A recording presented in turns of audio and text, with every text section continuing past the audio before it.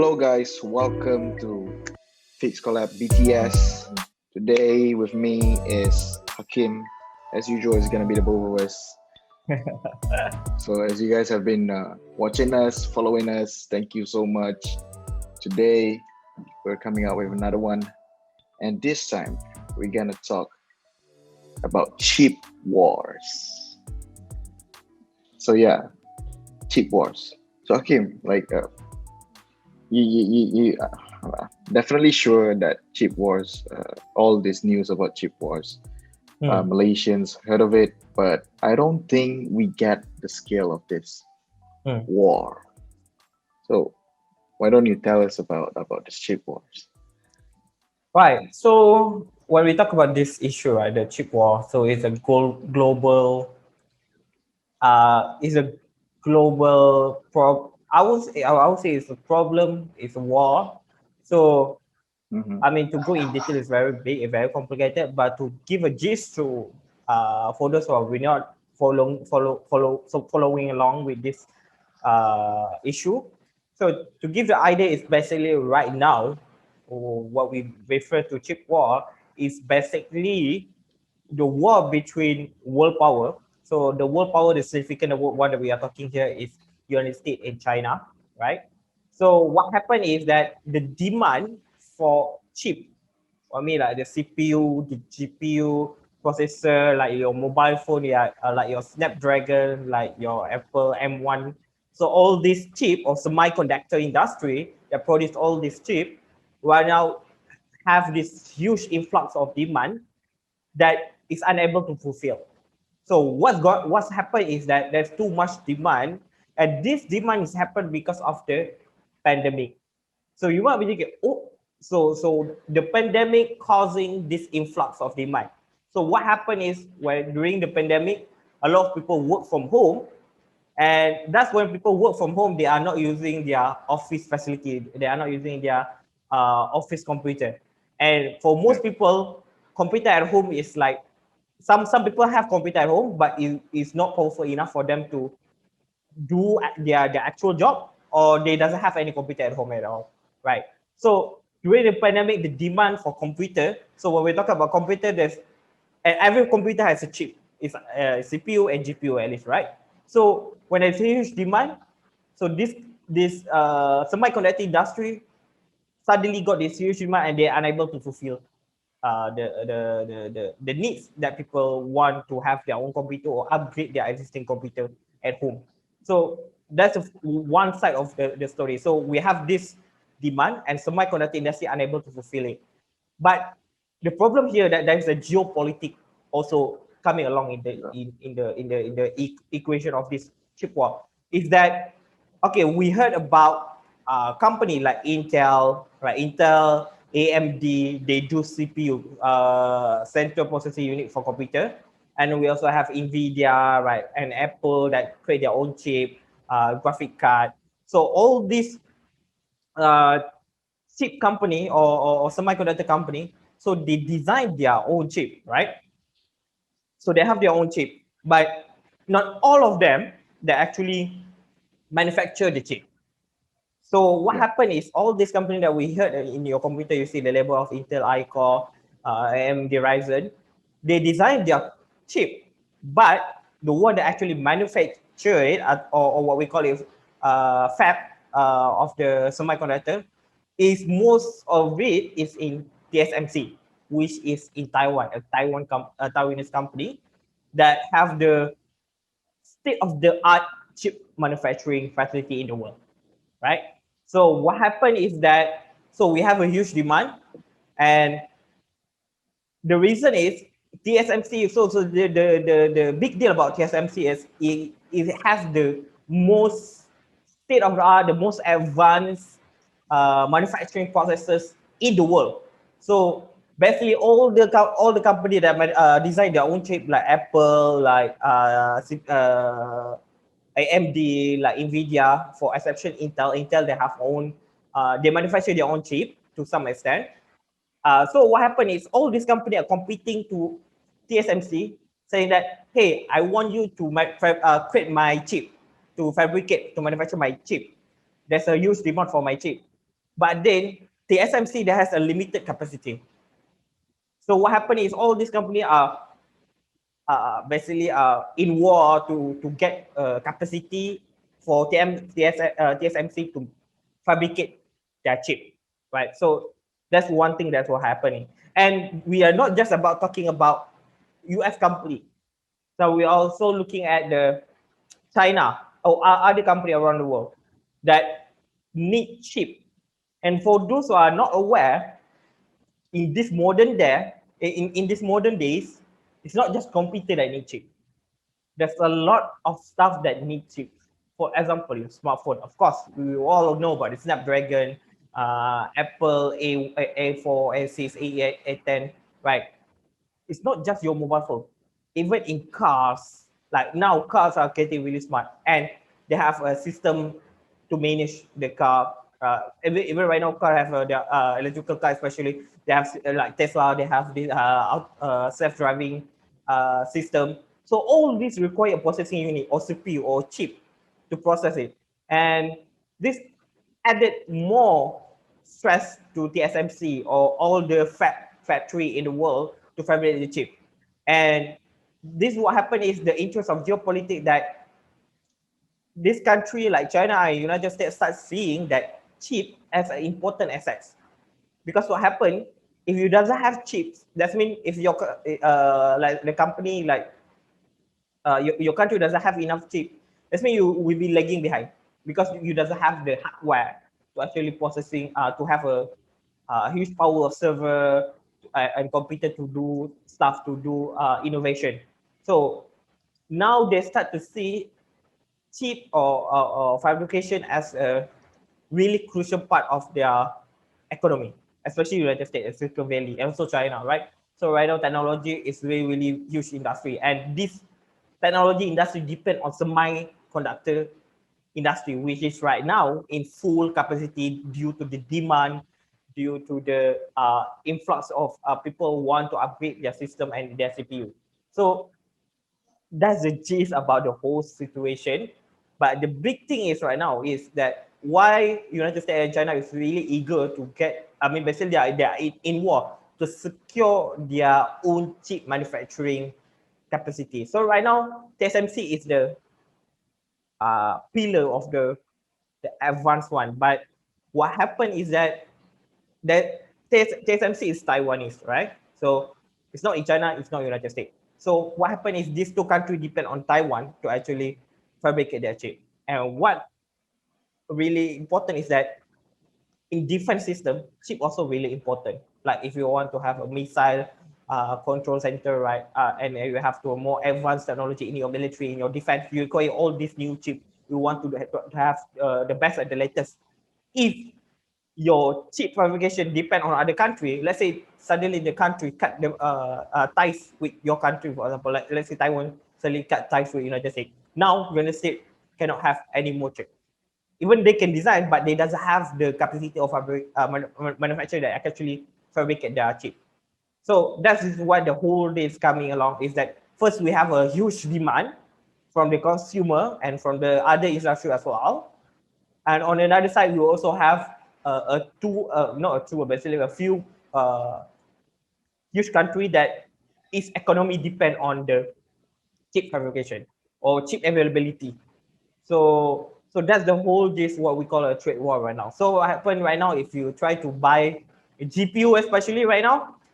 Oh yeah, when we're talking about GPU, there's another things that add into the war problem is the cryptocurrency boom as well.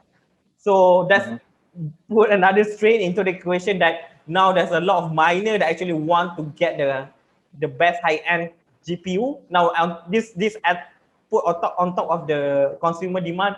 So again, they've put the semiconductor in really like right now they are running at 100% capacity. Oh, right. So Yeah. and we are expecting this gonna be prolonged until at least 2022 or 2023. That's gonna be a years ahead until we can actually get the demand and supply on much more stable leverage. So that's what happening. So when right now, if you want to try to get a GPU, it's freaking damn expensive because all the demand, all the miners are getting all this GPU before you, and they're willing to all pay is much more expensive. higher price. So that's the Yeah. other issue, because they are willing to pay much more higher price. So manufacturer also tend to sell to them because it's higher profit margin also. So it put a lot of this complex issue. So that's what we call a chip war. It's not just about geopolitics, it's also about consumer demand, and also about the another industry that also depend on semiconductor, which is cryptocurrency industry or crypto industry as well. So yeah, so that's the gist of the complex around this idea of this chip war. Mm-hmm. So getting a few points from you here, you're Hmm. saying that most of these big brands that we know, they Hmm. design chips, but they don't make Correct. chips. Yeah, And most of them, this yes. TSMC are the ones, is the one Hmm. who make these chips to life. Yeah. And it's a Taiwanese company Hmm. based in Taiwan. Correct. We also learned that, I think it was last year or maybe last 2 years, if I'm not Hmm. mistaken, that Taiwan had a situation going on, had a riot Hmm. because of the Chinese government Correct. announcing whether or not to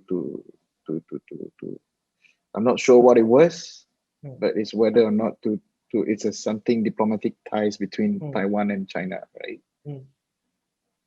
And if I'm not mistaken, Apple basically Apple chips is made by TSMC, is it? Yeah. And I'm guessing we must have, TSMC must have these brands from China as well. Hmm. Who could that be? Is it Huawei? Huawei don't make their own chips. If I'm not mistaken, Huawei also basically contract TSMC to fabricate their chip. I mean, you can assume that majority of the uh, Big uh, brands. big brands are actually contracting TSMC to manufacture their chip, because if you look into the fact TSMC is the most advanced chip manufacturer in the world, and they have the machine that only Mm-hmm. really expensive, that only produce, if I'm not mistaken, like 20 unit per year, and it's 20 very units? expensive. Yeah, I forgot what is the machine. So it's machine to fabricate a chip, or something that related to the process, and the machine is really specialized, and the company that create this machine only produce 20 unit per year, because it's really complex, and half of it already booked, Uh, and TSMC have few of the machine already. and who is this other player that's booking the other half? Yeah, I mean, They could besides. not just be Hmm. TSMC. Has to be another company as well. Yes. I mean, yes, there's other player, but most of them is just compared to TSMC. TSMC market cap is just gigantic, because they all have all these big brands and have all this huge demand. So another side of it, like government, big government, they're also involved in the equation as well to get all these machines. But it doesn't really disclose who exactly own the machine, and because you could say that the machine is really exclusive, I would say. And I'm not really remember what the detail about the machine, but the gist is that TSMC is like the best in order for all these vendor, all the brand that you know, to fabricate their own chip. So right now they start realizing that they are dependent on this one company. So let's say this one company refuse to do a business with them, then they're out. I mean, yes, they can contract someone like Samsung. Samsung also have their own fabricator. So Samsung is one of the company that doesn't. I think they also do contract, or I mean, at some capacity they have their own fabricator. So they have their own manufacturing system, no manufacturing unit that actually manufacture their own chip. So Samsung is also, I think, the second largest market cap in terms of like chip manufacturing. So that's another player that you can look into, actually. TSMC, Samsung, Intel as well, right? So these are big company that are involved in chip manufacturing. So what we're looking here is basically that right now people start realizing they are relying on one company, and this company is not local company. So let's say if the country of the company cut diplomatic ties with your country, or like United States or China, then you are in problem. You doesn't have the most advanced chip manufacturing services in the world. Then your defense system, your economy that depend on semiconductor industry, going to be left behind compared to other countries that have access to TSMC. So right now, the idea is all these big country want to have the chip manufacturing power or ability to manufacture at their own land or at their own nation. I mean, basically localize it. So if anything happen, they does have to. I mean, if anything happen like war was ever, that this industry will be able to help them to sustain, to survive. So that's the, I would say, where you can look at things. Mm, understood. Yeah, because like not many people knows about this chip industry, Mm, and this chip industry is just one of the product of semiconductor industry, right? all Now we have I would say a shortage crisis, right. Mm, right? So we are having a chip shortage crisis, and then also we have the pandemic going on, all right. and that pushes the demand to go crazy. Yep. And then and it seems like this capacity of building chips or making chips is limited. Like what what is the main factor that caused this limitation? Is it the complexity of this thing, or is it the raw materials that we have to get? Mm. What's the factor of this limitation to our current capacity? Actually, it's simple. It's basically just we did not predict this kind of demand. Hmm. It's just that the pandemic accelerate the demand, and then also the crypto boom again put the pressure into the demand of a consumer. And then now we start seeing from the car industry as well. For example, in United States, some of the company actually mentioned that if they unable to get their chip, they probably need to stop their manufacturing, car manufacturing, probably within end of this year, if I'm not mistaken, or early next year, because they don't get, because the TSMC doesn't have more capacity to fabricate chip for this car industry. So right now it's basically just a simple, like we are not preparing for this. So right now, if you read the article or read the news, United States, China, they are investing for their own local chip manufacturing uh, capacity or ability. So then they can be independent. Uh, I mean, the chip manufacturing can be independent, so they will be in local rather than depend on other countries to fabricate it for them. Because right now, let's be honest, everything in our life is related to chip. So, and Yep. that's today. Imagine that in 10 years or in 20 years, I think probably everything around us gonna have a chip, because everything need to be connected. Need everyone, every single thing, or what we call Internet of Things, also want to have a chip. So you imagine from here and now, the demand for chip won't be getting lesser, you're getting bigger and bigger and bigger. So this country starts to start to see that how important it is to have your own chip manufacturing capacity at your own country rather than depend on others. Yeah, so that is actually what bottleneck of the current system. So that's why right now the prediction is this problem could prolong until 2023 or 2024 at worst. I don't know. It can be getting worse and worse. So like how how surreal is this war? Like what is the effect towards one is towards the government, Hmm. second is towards the society, the consumer, people like us. Hmm. So let's say like right now, I believe because no one is quite aware of this, Hmm. so they don't see the effect. Like, but if you can tell us, like, what are uh, how does this war affect us?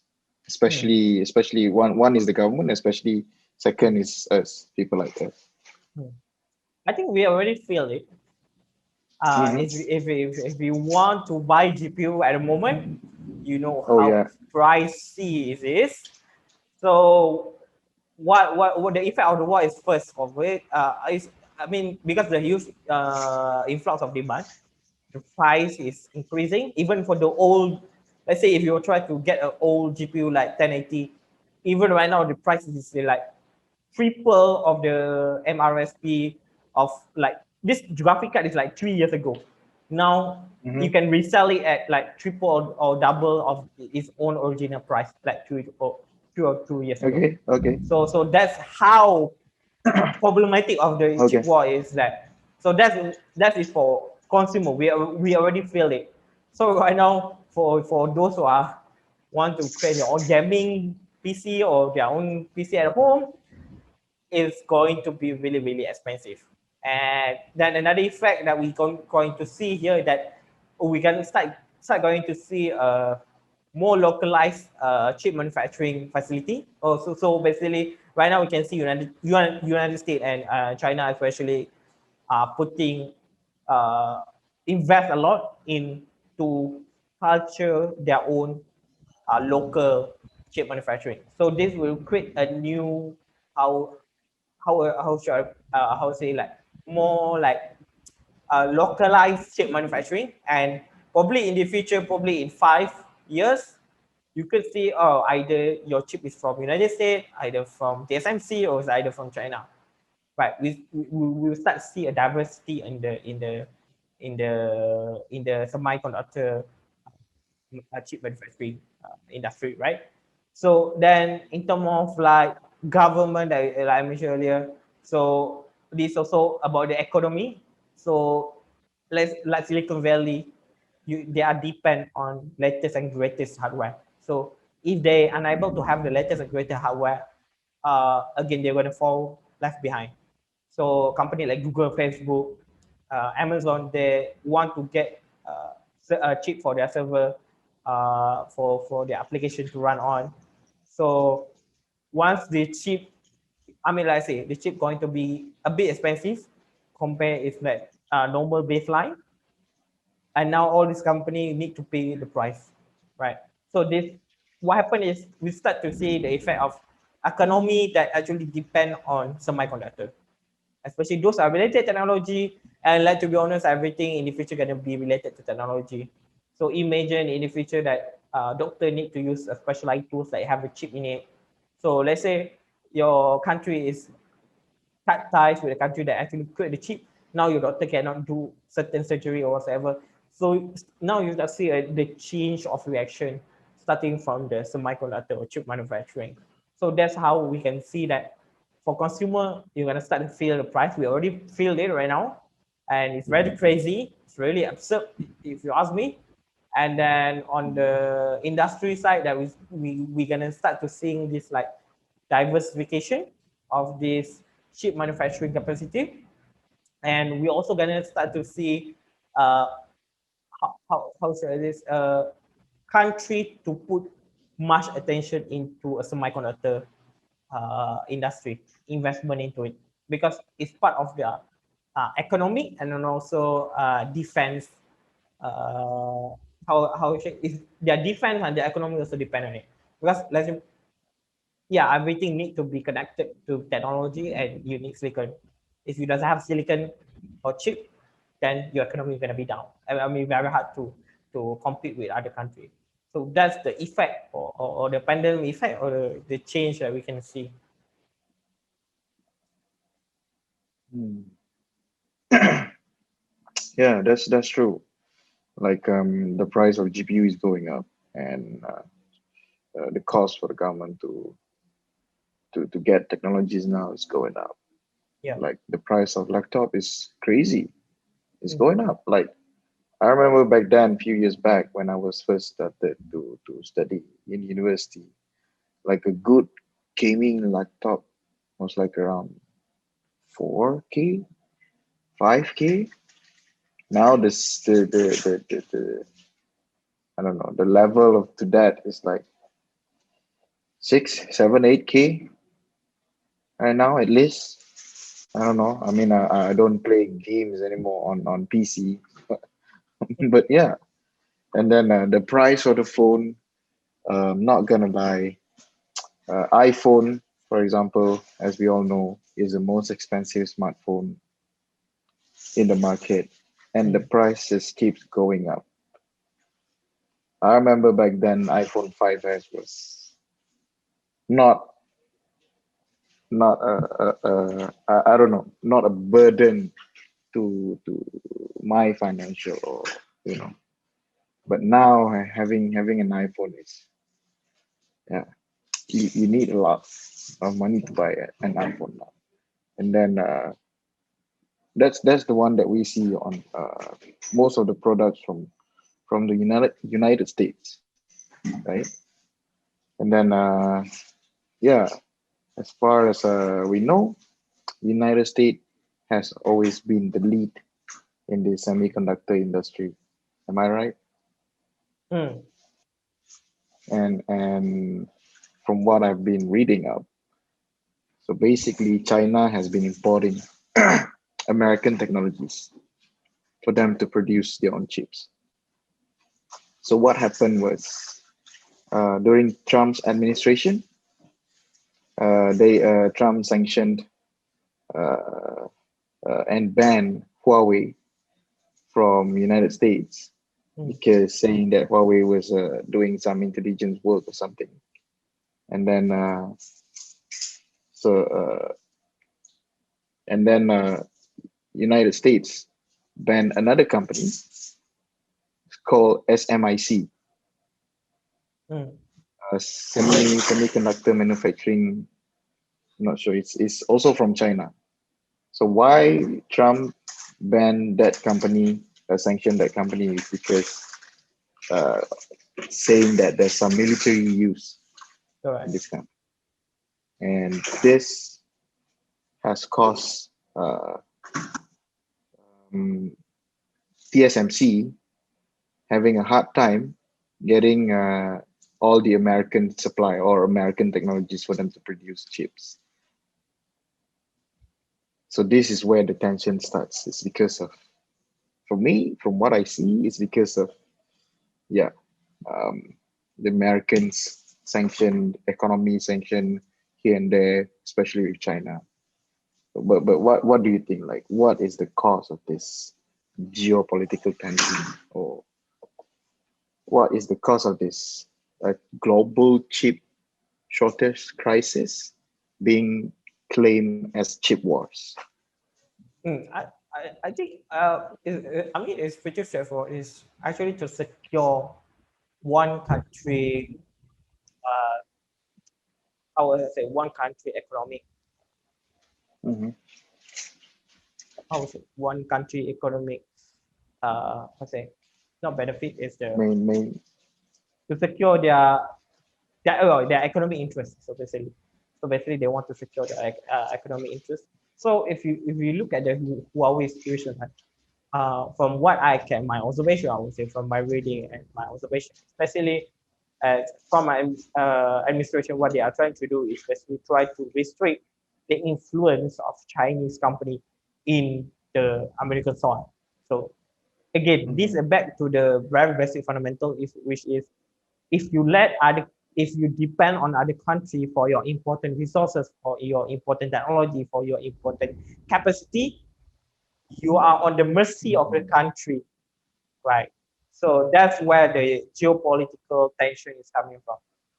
That Americans start to seeing Huawei as this, the American are too dependent on Huawei, and Huawei is like basically it's a Chinese company which is American considered as their rival or enemy, right? So letting your enemy companies to rules, I mean, to control the supply or capability of your country technology is is a security is a security threat, right? Facing, So yeah. right.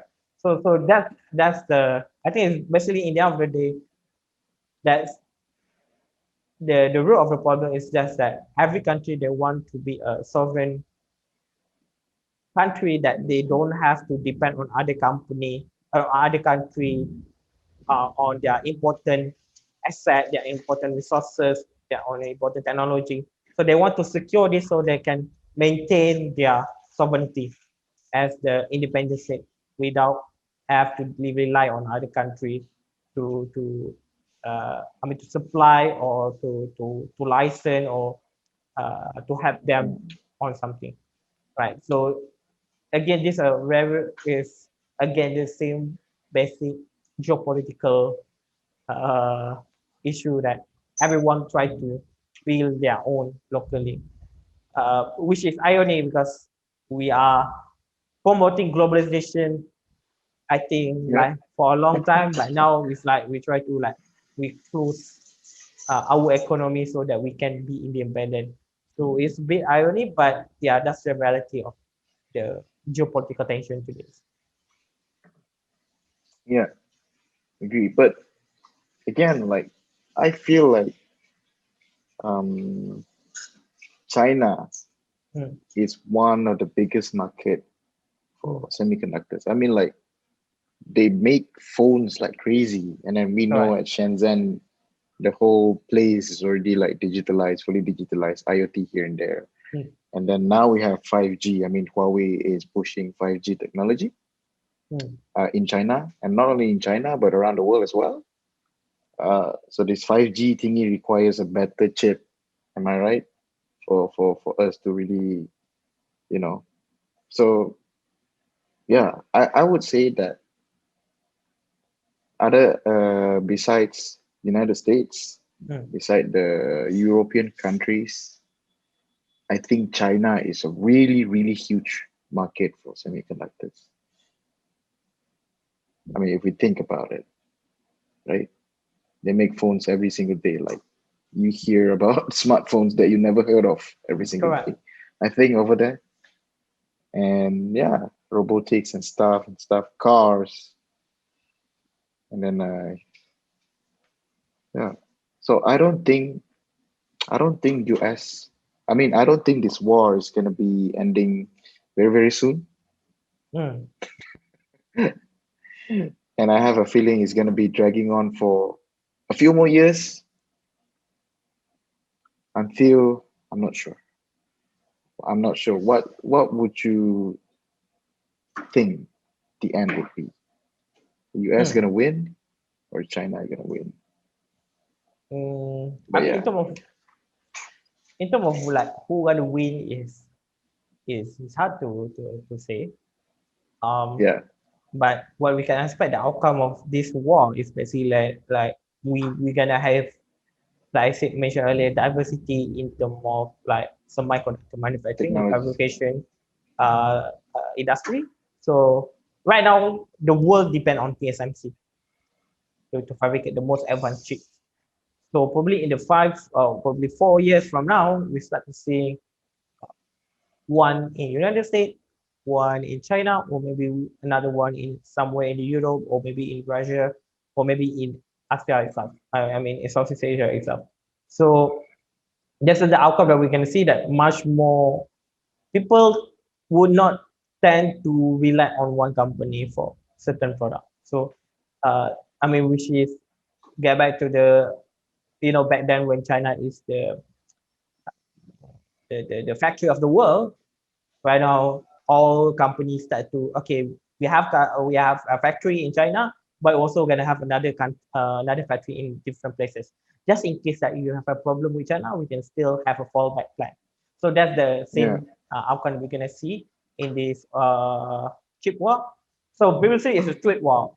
So what happened is that China start to block all these start to restrict uh, foreign company capacity into China. So then the foreign companies start to, okay, we have a factory in China. We also gonna build up more diversification. Like, okay, we're gonna have a factory in Vietnam. We're gonna have a factory in Thailand, just in case that we don't have a control over China issue whatever. So that's the outcome of a trade war. And basically, chip war is basically just an extension of the trade war that we see earlier in Trump Mm-hmm. administration, right? So the outcome, I will say, is same thing, that we're gonna start see all these uh, multiple sources of, like, a multiple point where you can actually fabricate the chip. And the fallback is gonna be, say, probably the chip in 4 or 5 years, probably a bit expensive than rather today, because all these countries, they have their own regulation, they have their own codes that you have to obey to. Probably China have you have impose tax, or maybe United States have a different tax. So you can start see a variation for consumer as well. So yeah, that's I think how things gonna unfold. But for those who actually gonna be gonna be the winner, it's hard to say, because if you are looking into United States and China, they are both really important player in semiconductor and technology industry. Yeah. So I'm sure. I don't think we could be a winner, but from what I was saying, we just need to see who actually can establish their own manufacturing Semiconductor. of, yeah, who can set up faster and can start fabricate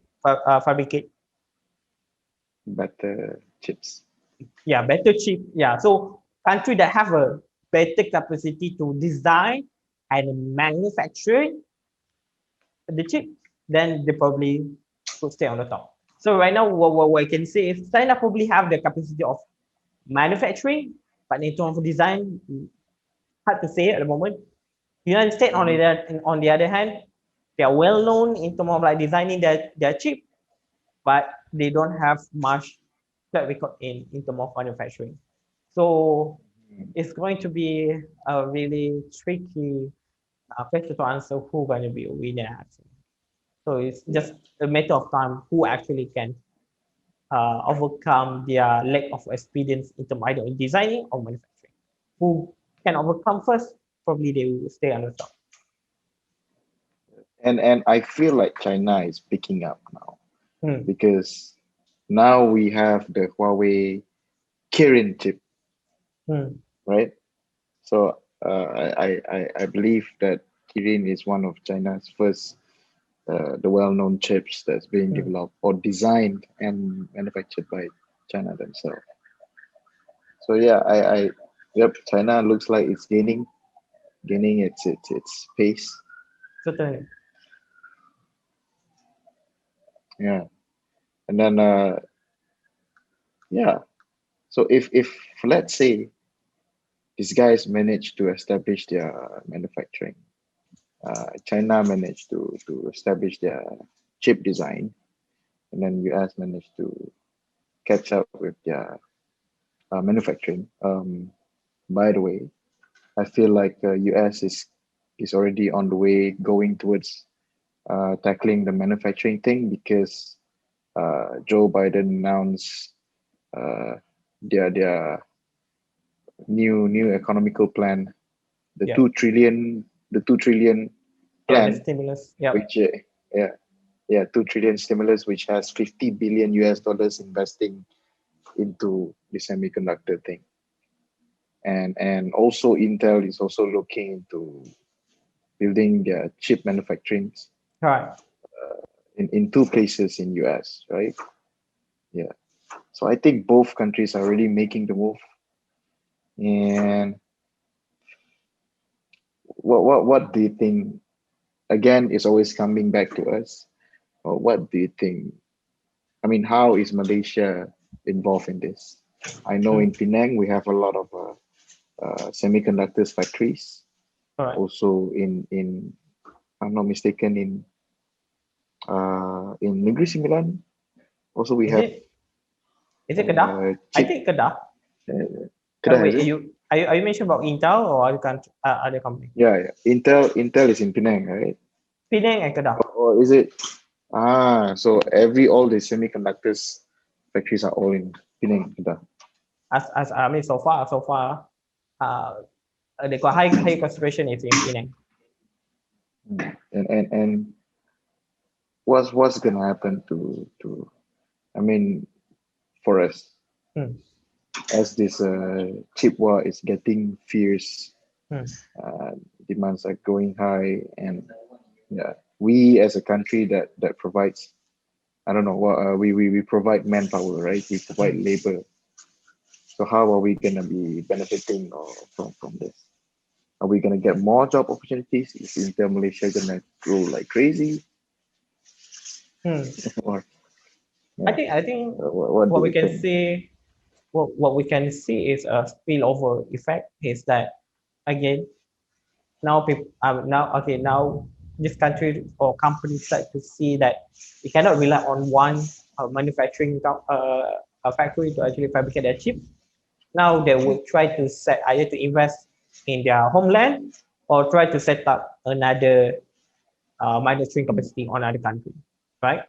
So what we could say that probably that we could see a foreign investment in Penang in terms of like the manufacturing, because Penang is established to have AMD, Intel, and a lot of other mm, semiconductor as well company in Malaysia. So we could see a foreign investment in terms of like manufacturing more chip and fabricating it.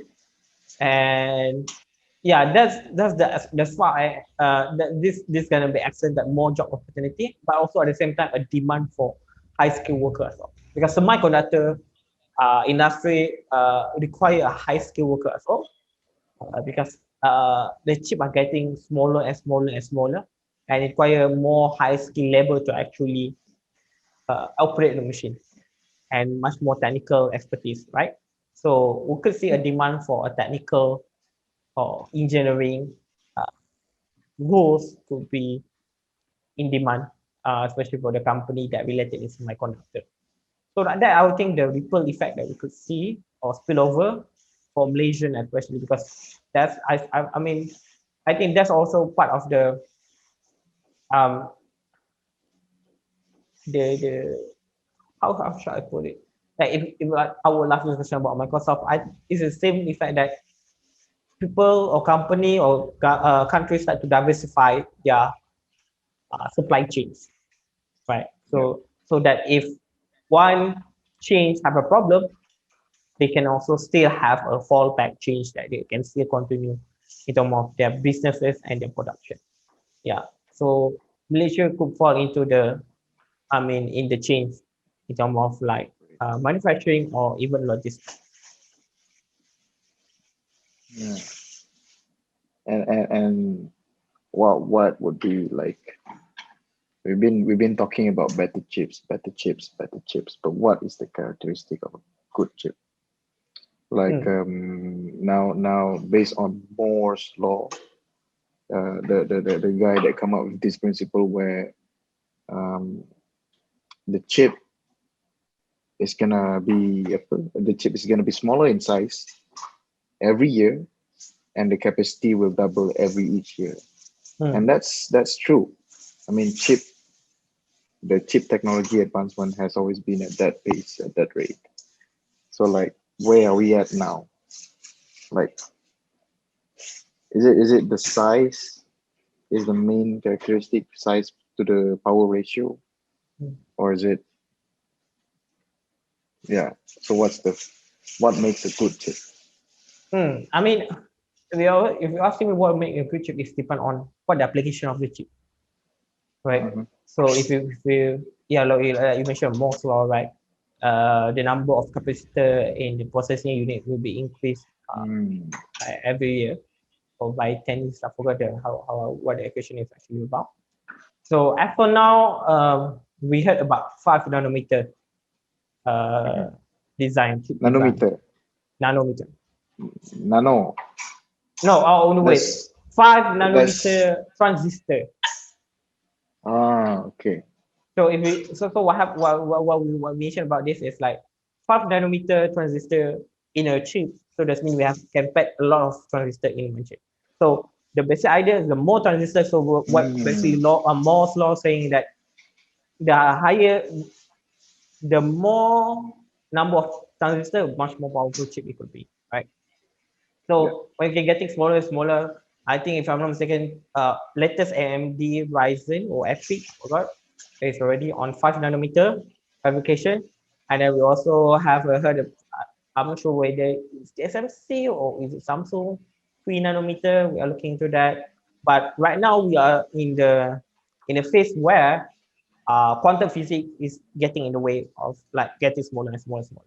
So for those who are not aware why there's a quantum physics in Okay. here is because when you get smaller and smaller, smaller, transistor becomes smaller, it's getting to the size that very small that the law of relativity is not longer applied, but it falls under the law of quantum physics. So a classical physics is not. I mean, basically, right now what we have right now in the scale of macro or world, like this all is Yeah. classical physics. But when you get smaller into micro or nano world, your physics law changed into a quantum physics, and over there is very different. The principle of the rules of the physics is very different.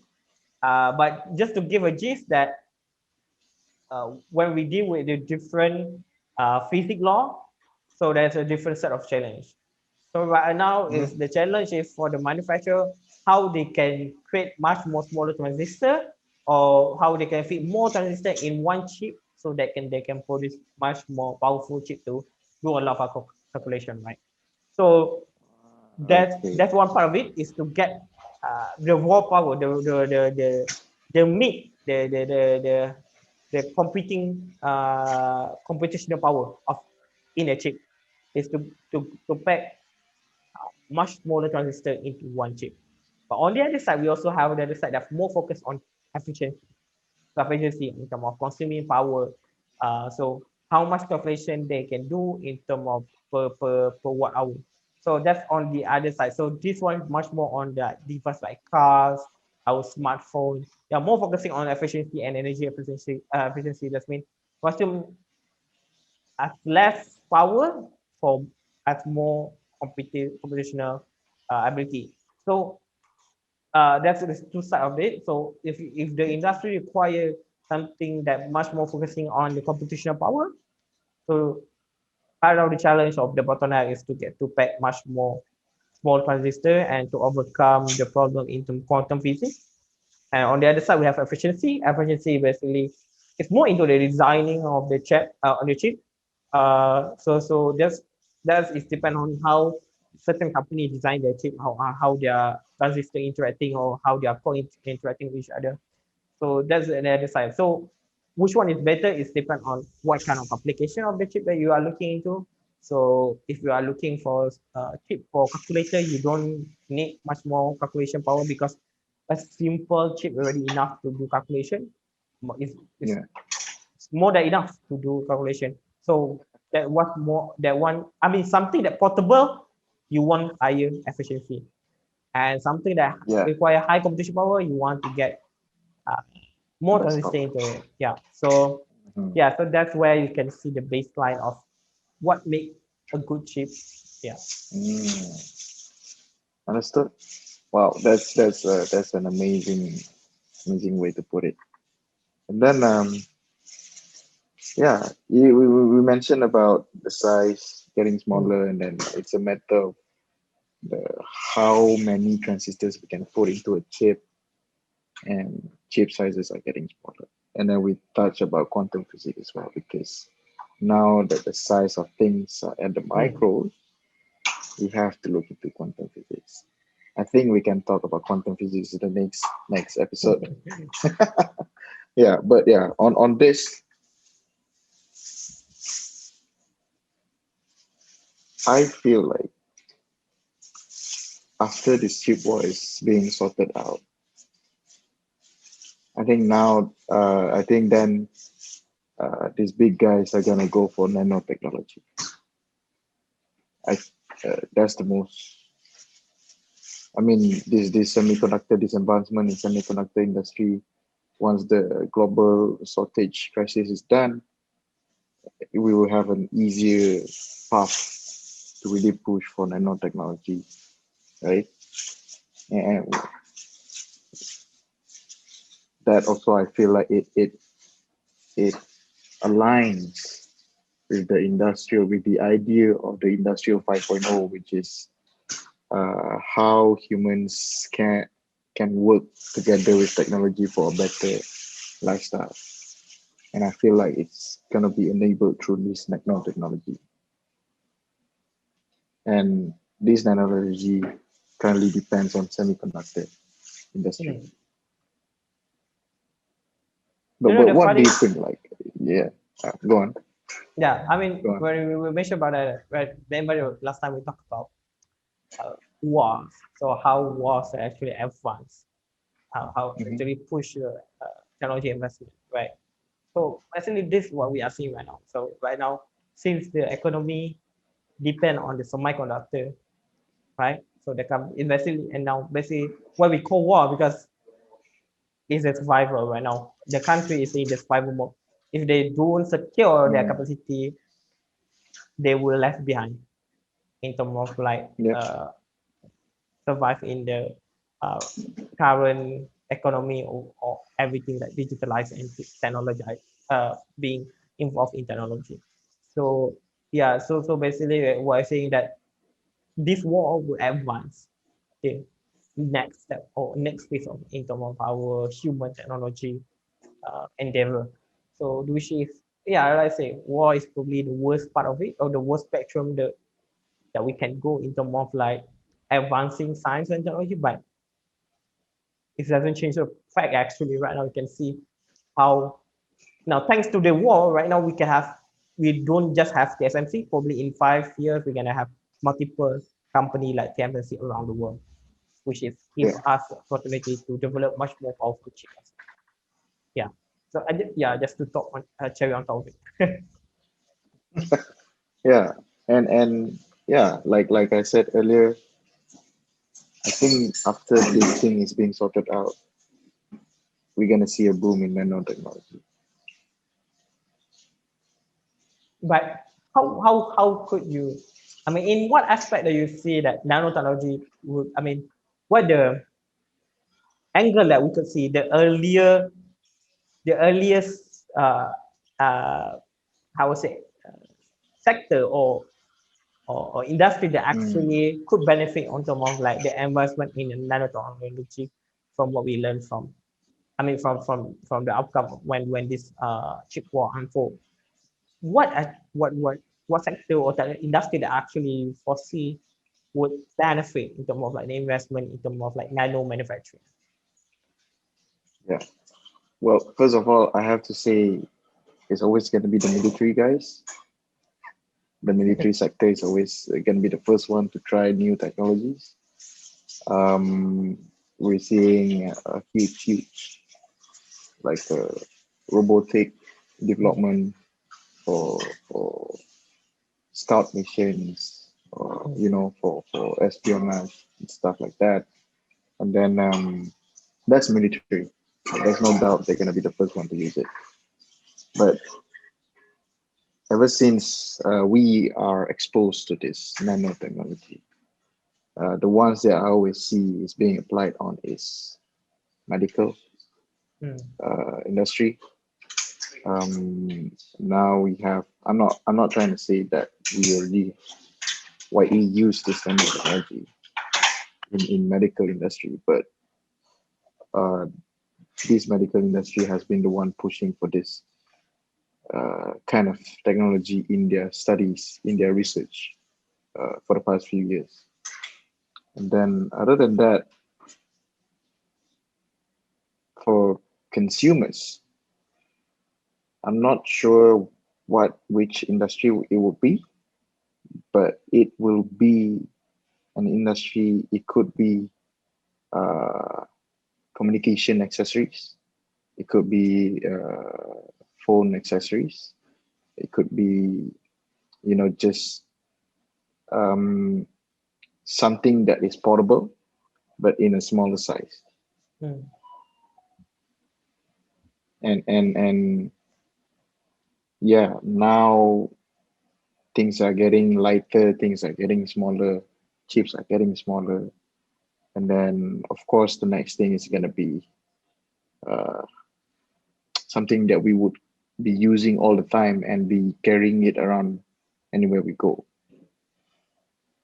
And I have a feeling like this nanotechnology is something that we can, I don't know, but The last, the one that I read about this nanotechnology being used together with humans is the kind of things that we have been talking about over the internet, which is the implants of chips into human bodies.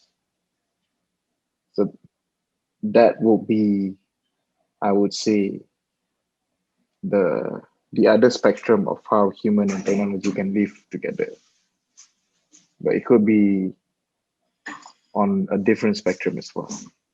This spectrum is particularly feeding to these conspiracy theories right now. Like to choke vaccine, and then you can put, the Americans putting chips in it. That those kind of stuff lah. But yeah, I think because I've always been exposed to medical doing this research on nanotechnologies, biotechnologies, um,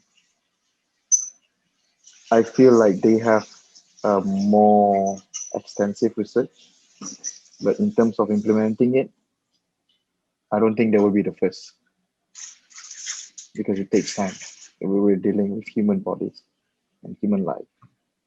But to be honest, for consumers, it's going to be something related to communication. Yeah, that's what that's my opinion. Yep. That's interesting. That's interesting. Yeah. Where else do you think nanotechnology can be used? I think will be similar what you mentioned about the implant. I'm particularly interested in the um, graphite. So I'm more interested. I mean, when we talk about the nanotechnology, something like graphite is something that interesting because it's a very strong materials and it is very small and is really conductive. So something like for those are aware about the Elon Musk brainly, I forgot already. Neuralink, yeah, Neuralink, where they need to implant chip into your brain, so in order for you to communicate with the computer through your thought. So graphite is one of the material that highly possible to assist in the development of such technology because it's very small. It's just like one atom size. So and it's very highly conductive for electricity. So it's very easy to I mean it's very suitable for this kind of implant computer into your brain. So yeah, I think that's one of the thing I would look forward into more like if this chip form unfold and push the nanotechnology industry next. That's probably the angle I would look into because right now I think the last research, if I'm not mistaken, in one of the Japanese scientists or Japanese scientist group managed to fabricate this actually graphite graphite nanotube. I think like 3 centimeters, something like that. 3 centimeter at the I think the longest ever that people can manufacture this, but it's still in the infancy phase. The longest. 3 cm. Yeah, if I'm not mistaken, it's 3 cm, right? I think it's 3 cm or 15 cm. Yeah, I forgot the numbers, but yeah, we are still the infancy phase of fabricating the graphite nanotube. But if we're able to pull that out, I don't know, maybe because of this war, the chip war, there could be advancement in terms of like nano manufacturing. So this could have to manufacturing uh, graphite nanotube, and then if we can able to mass produce graphite nanotube, there will be a whole new endeavor kind of being opened up because it's a new material that allow you to do a very interesting thing. Imagine like when the earliest days when human discover plastic, there's a huge transformation in our lifestyle. The materials that easily can be mold and light and easy to work with. And then we also have aluminium again, are strong and really easy to work with. And then we have something like silicon, enable us to create this chip, the one that actually caused this whole chip war. And then imagine if we have the new materials such as graphite carbon nanotube, yeah, could be open up a new industry or maybe a new world for us in the future. And yeah. That's crazy. I mean, yep. Now in my head it's like thinking about all these sci-fi movies with nanotechnologies and stuff. Correct. Yeah. Yeah, that's crazy. I mean, can't wait to see what's gonna happen. And then do you think like we have the chance to jump into this semiconductor train industry? Hmm. Like how else other than working for Intel? Is there any? I'm not sure what was the. I mean, for if someone wants to start their own company in semiconductor industry, how much are we looking at to start something Ah, like that? Billions. yeah, that's very hard to say because that the industry right now is very, it's because up until now not a lot of people know about this industry because it's very very niche, Yeah. right? So what happened is that very hard for us to see a new player in the field in this industry because the upfront capital is very very, yes, like I say, it can be millions and billions. So it's not far-fetched. So right now, the only one that can actually push it is actually a government. So if either government or private investment, uh, that can only actually, you could have a new player in the market. But as I foresee, it's very hard for us to see startup to jump into this industry out of nowhere because it requires a lot of technicality and also a lot of capital. We are not talking about 1 or 2 million. We are talking about millions, 100 millions, and billions. And it need to be upfront 2 or 3 years to have your machine, how to have your manufacturing line to set up. So in order for us to participate in this, I think as for now, the thing that we can predict is more about jobs, opportunity, and also in terms of like engineers and engineering field. And also we could see the model, not, I would say we could see the idea of being alternative Yeah. destination. So that's the few things that could foresee what happens. But I don't know, maybe we find another way to fabricate chips, then we could, I don't know, maybe someone will figure out how to create a chip using graphite or carbon nanotube. Then probably we can have a new player in the market. But as for now, I think the market is very, the entry is very high for any new player to come in along. Yeah, that's right. It's crazy. I mean, like, if we were to be in this game since, I don't know, TSMC was established in 1980s, right? Correct. Yeah. So if we were in this game in the 80s, I think that would be crazy. Yeah. But yeah, like getting into these big industries now, it's not as easy as it seems, especially when our country is a very consumer Mm. driven country. We are a consumer country, right? We are not we are not yet innovative. I wouldn't say we are not innovative. I would say we are not the creator or the inventor yet. Mm. So yeah. So Yeah. how do we change that? I don't know. How do we change that? Okay. How we change that, watch all our playlists, try to understand what the Oh, current issue, try to find a niche where you fit.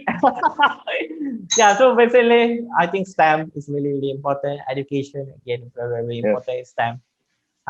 For, yeah, we need to make science engineering a sexy career or to get Mm-hmm. much more talent into it and to develop more talent. Because I believe That's right. once we have a talent, sooner or later we're gonna have the industry built in the country itself. So that's the first step of everything, to have the talent, to grow the talent, and to groom them locally, and to support them so that they can grow and build the industry in the country itself. So yeah, in the end of the day, just need to push in investment. I mean, it's not just support investment, also about how we can, I mean, change the perspective of that. We not Mhm. we cannot just be a consumer all That's along, right. because yeah, in order for us to survive, we need to be makers or innovator, or like you say, the one that actually fabricates stuff, right? So that we don't Yeah. rely on other, or we don't just consume from others, so that we can maintain our sovereignty as a country as well, right? So because if our country depend on other country for our defense, then we are in a tight spot. That if we have tight diplomacy tight with a certain country, then we are exposed, right? And like Hmm. our food, for example, if you depend on majority on from other countries, then let's say the country is cut tight with you, and then you don't have food, and you're like, yeah. Yeah. Yeah, so No food. that's the basic. No food, no Malaysian, but I'm not sure Malaysian food. Oh, very hard. Hey, Raya coming soon, bro. Cannot. We cannot not have food. We need to have food. Yeah, I don't know. Maybe we are good at food. Maybe someone can come out with Yeah, technology that involving food. Could Malaysia could. I yeah. mean, we could try with that. Food is our forte, but yeah. That's right. Yeah, Yep. yep. I think that's it. So yeah, guys, if you want to change our country from a consumer country to uh, Make us makers or inventors or creators country, be producer. sure producer, production, whatever it is, manufacturing, be sure to watch all of our videos. Watch these videos, like it, share it, subscribe to us, and leave us your thoughts in the comments. Yeah, So we yes, love to hear what you're gonna next. say. Hmm. And probably one of you can join us. I don't know. Yeah, or We're maybe just saying. can join us in the next episode, in next session with Yeah. us together. I will we really encourage everyone to think for yourself, and then the intention why we create all this video is just to share our view on the particular issue, Hmm. and yeah, also to give thought that uh, there's a long issue that we should look into, and we want to share with everyone. Yeah.